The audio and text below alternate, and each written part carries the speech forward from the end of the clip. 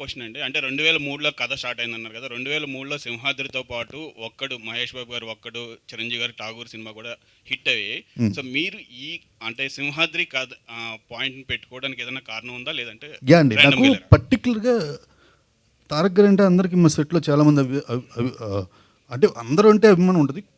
కొంతమంది అంటే కొన్ని స్పెసిఫిక్ రీజన్స్ కొంచెం ఎక్కువ అభిమానం ఉంటుంది. అందరు సినిమాలు చూస్తాం, అన్నీ ఉంటాయి. కానీ ఇనిషియల్గా అక్కడ ఒక అవకాశం వచ్చినప్పుడు ఫస్ట్ మనం బాగా అభిమానించే ఒక వ్యక్తిని పెట్టేద్దాం అనుకుంటాం అందరం. అలా ఎక్కువ మంది వాళ్ళే ఉన్నారు.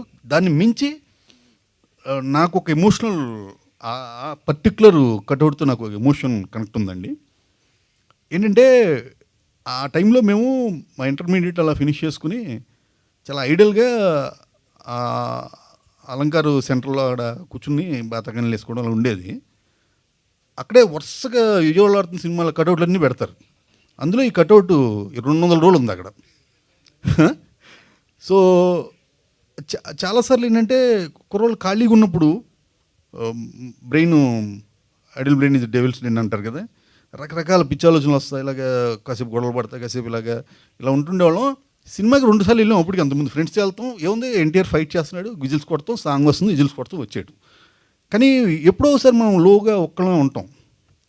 కూర్చున్నప్పుడు ఒకసారి వెనక్కి వెళ్ళి ఆలోచిస్తాం, ఏంటిది లైఫ్ ఎలా వెళ్తుంది, ఈ కాలువ గట్టిన కూర్చుని టీలు తాగుతూ బేవర్స్గా ఏంటి మన జీవితం అయిపోయింది, సంకనాగిపోయిందని ఏదో ఆలోచన వస్తుంది. అటువంటిప్పుడు బెజవాడలకి ఉన్న ఇదేంటంటే బార్కో దేనికి వెళ్ళరు, మనసు పోకపోతే సినిమాకే వెళ్తారు. అట్లాగే నేను సినిమాకే పోయాను. ఆ దగ్గరలో అన్నపూర్ణ థియేటర్లో ఆడుతున్న మళ్ళీ సింహాద్రికి వెళ్ళాను. ఆ రోజు నాకు ఆ ఫైట్లు పాటలు దాటి నా అంత వయసున్న కుర్రోడు బాధ్యతాయుతమైన క్యారెక్టర్ చేస్తున్నాడు. తను నన్ను క్వశ్చన్ చేస్తున్నట్టు ఉండేది. ఎరా బెవర్స్గా కూర్చొని ఏం చేస్తున్నావు, ఏ బాధ్యత లేకుండా అన్నట్టుగా నన్ను ఎత్తి పొడుస్తున్నట్టుగా అనిపించిందండి నాకు నిజంగానే. ఆ తర్వాత కూడా నేను అక్కడ కూర్చున్నాను అనుకుంటా, కానీ తెల్లారి మళ్ళీ కుక్కతో కొంకరలాగా మళ్ళీ తెల్లారి వచ్చి ఆడ కూర్చుంటాంగా.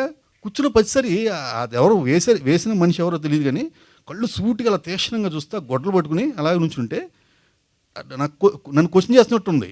ఎరా నిండా 20 సంవత్సరాలు లేవు, ఏదో పని చేసుకోకుండా ఏం బిగుతున్నాయి అక్కడ కూర్చుని అని రోజు క్వశ్చన్ చేస్తున్నట్టు ఉండేది. ఆ రోజు ఆ రాజమౌళి గారు చేసిన గండ్రకొట్టలు పట్టుకుని ఆ సినిమాలో విలన్ గది నరికింది, నాలో ఉన్న బతకని, నాలో జీవితం పట్ల నాలో ఉన్న నిర్లక్ష్యభావాన్ని నరికాడేమో అన్నట్టు అనిపిస్తూ ఉంటుంది. ఆ రోజు నేను ఏదో పడేప నరసింహ సినిమాలో ఒక పాటలో లాగా ఏదో అయిపోలేదు, కానీ జీవితంలో ఏదో ఒకటి చెయ్యాలి అని ఒక అడుగు ముందుకేసాను. పడతం లెగడం అయింది కామను. తర్వాత కొన్నిసార్లు పడతాం, కొన్నిసార్లు లెగుస్తాం, కానీ ప్రయత్నం అయితే మొదలుపెట్టాను.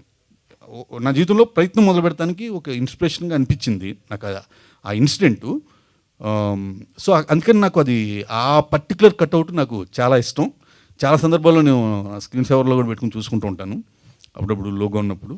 ఒక్కొక్కరికి ఒక్కొక్క సందర్భంలో ఒక్కొక్కరు ఒక్కోలా కనెక్ట్ అవుతారు కదా, నాకు అలా కనెక్ట్ అయిపోయింది ఆ కట్అవుట్. దాన్ని నేను అవకాశం వచ్చినప్పుడు పెట్టేద్దాం అనుకున్నాను, పెట్టేశాను అంతే. ఆల్ ది బెస్ట్ అండి. Thank you. సత్యదేవ్ గారు ఆగండి, వీడియో అయిపోయిందని అప్పుడే వెళ్ళిపోకండి.